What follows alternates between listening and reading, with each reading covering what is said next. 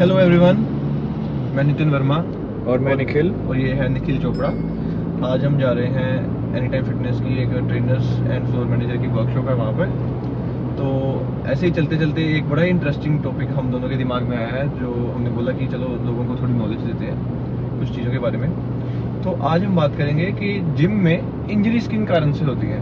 अलग अलग फैक्टर्स हैं जिनके कारण इंजरीज हो जाती है and we will discuss about it. Right Nikhil ji? सबसे पहला कारण आई गेस वार्म अप हो सकता है। बिल्कुल बिल्कुल, सबसे पहला कारण है कि वार्म अप ना करना। वार्म अप जब हम करते हैं ना, तो हम अपने मसल्स को एक्टिव करते हैं, उनको रेडी करते हैं लिफ्ट करने के लिए। एंड जब हम डायरेक्टली जाकर जिम में वेट्स, हैवी वेट्स राइट उठाना शुरू कर देंगे, तो हमारा मसल रेडी ही नहीं होता वो उसकी वेट की रेजिस्टेंस को कैरी करने के लिए, और उसके कारण क्या है, मसल टेयर हो जाता है। Another thing warm up does is mobility बढ़ाता है हमारे जॉइंट्स की। राइट, अगर हमने अपने जॉइंट्स को रेडी ही नहीं किया है ना, घुमाया फिराया ही नहीं, उनके ऊपर हल्का सा प्रेशर डाल के उनको वार्म अप ही नहीं किया, तो जैसे ही जॉइंट के ऊपर एकदम से वजन पड़ेगा तो इट कैन गेट फ्रैक्चर्ड और इंजरी हो सकती है बड़ी fatal. Right, usually injuries shoulder पे ज्यादा होती है, शोल्डर हाँ। नेक या फिर स्पाइन पे। एक आपको चीज़ अगर हम दोनों बताएं कि जैसे जब भी आप किसी को पूछोगे कि इंजरी किस चीज़ की है, उनको जिम में कैसे इंजरी हुई या किस पार्ट की हुई, तो वो बोलेंगे या नेक की, मनका वगैरह खराब कर लेंगे, या स्पाइन की, या शोल्डर की। Is that right? बिल्कुल हाँ, ऐसा ही होता मोस्टली है। लोग यही चीज़ अपनी इंजर्ड करते हैं, खासकर लोअर बैक या फिर शोल्डर। राइट। और वो खराब कैसे करते हैं? डेडलिफ्ट हो गया, मिलिट्री प्रेस हो गया, शोल्डर प्रेस हो गया। तो ये चीज़ें, तो ये वर्कआउट जो कंपाउंड मूवमेंट्स हैं, इनको ना हम मोस्टली हैवी लगाते हैं, तो इनके लिए तो खास फुल बॉडी वार्म अप कीजिए, है ना? बिल्कुल। और निखिल जी, सेकंड रीजन क्या हो सकता है? एक तो ईगो लिफ्टिंग भी हो सकता है reason. Ego lifting, very good. कहते हैं जी, नमक स्वाद अनुसार और वजन औकात अनुसार, बिल्कुल। है ना? अगर आपके जितनी कैपेबिलिटी है वेट उठाने की, उतनी ही उठाइए। एक कोट है ना, पुश योरसेल्फ, है ना, अपनी लिमिट्स क्रॉस करो, वो भी एक तरीके से होता है। लाइक अगर आपकी 180 किलो की डेडलिफ्ट है, तो आपकी जो नेक्स्ट अचीवमेंट, जो आपका गोल होना चाहिए, वो होना चाहिए 185 किलो, 185 या 190 किलो, राइट? 195 भी लगा लो, है ना? कुछ लोग 220 पे चले जाते हैं, हाँ, एग्जैक्टली। अगर आपका 180 ऑलरेडी पीआर है और उसके बाद डायरेक्टली आप 220 लगाना चाहते हैं, 230 लगाना चाहते हैं, तो that will not make any sense, है ना? ज्यादा चीज को खराब करेगी। बिल्कुल, हो सकता है टेढ़े मेढ़े होकर आप वेट को उठा तो लें, but eventually you can get injured. Plus एक दूसरे को देखा देखी, इम्प्रेस करने के लिए कि सामने वाला इम्प्रेस हो जाए। अगर उसने कई बार क्या होगा, फॉर एग्जांपल एक पर्सन है, वो 35 किलो का बेंच प्रेस, डंबल प्रेस लगा रहा है। अब दूसरा बंदा आया, उसको वो लगेगा कि मैंने यार ये 35 का लगा रहा है, अगर इसके सामने मैं 15 का लगाऊंगा तो मेरी जो है इज्जत कम होगी, विच इज टोटली रॉन्ग। बिल्कुल। हर किसी की अपनी लिमिट होती है, राइट। हर किसी की अपनी मसल मैच्योरिटी है, हर किसी का अपना एक्सपीरियंस है जिम का, हर किसी की अपनी स्ट्रेंथ है ना?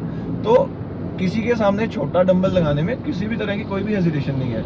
हम दोनों को खुद को, हमें इतने इतने साल हो गए हैं, किसी दिन हम 100 किलो बेंच प्रेस लगा रहे हैं, किसी दिन 20-20 किलो में we are good to go, right? अच्छा खासा पंप आ गया and we don't want to lift heavy. तो कोई जज नहीं कर रहा। अगर आपके आसपास जजमेंट चल रही है, तो you are in a wrong environment.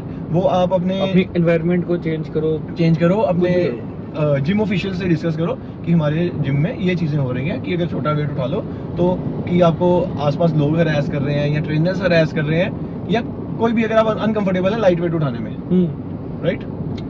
और क्या रीजंस हो सकते हैं वैसे? और रीजन, अगर हम थर्ड रीजन की बात करें, लैक ऑफ नॉलेज। हाँ, मेन यही रीजन है। बिल्कुल बिल्कुल बिल्कुल, कि लोगों को नॉलेज ही नहीं है कि किस किस एंगल से उठाना है, किस मसल पे फर्क पड़ना चाहिए। एग्जैक्टली। लोग बाइसेप कर्ल मारते हैं, हाँ, उन पे जोर शोल्डर पे आ रहा होता है। बिल्कुल, like this moment they are doing this moment, है ना? फिर स्पाइन पे जोर आ रहा होता है, बिल्कुल आ रहा है। बाइसेप पे जोर ही नहीं आता, किसी को पता ही नहीं करना कैसे है। लोग 15 का डंबल पकड़ के, अगर मैं बोलूं, उन्होंने बाइसेप मार तो लिया, इस पे 1% जोर नहीं आया होगा, राइट? सारी की सारी बॉडी हिल गई। लोग डेडलिफ्ट करते हैं बैक को ऐसे राउंड करके, राइट? हाँ, आर्क नहीं बनाते। तो यही कुछ कारण है कि लाइक नॉलेज ना होना कि वर्कआउट कैसे करना है, क्या उसका राइट पोस्चर है, क्या उसको शुरू करने के लिए राइट वेट है, और कहाँ तक लेके जाना चाहिए। लैक ऑफ नॉलेज से भी जो है इंजरीज होती है। बिल्कुल होती है। तो इस चीज़ में आप क्या कर सकते हैं, अपने ट्रेनर को पूछिए, ठीक है? अपने आसपास आपके कोई आपको लग रहा है कि अच्छा खासा प्रोफेशनल है ना, या आपसे ज़्यादा एक्सपीरियंस है जिम में, आप उनसे पूछिए।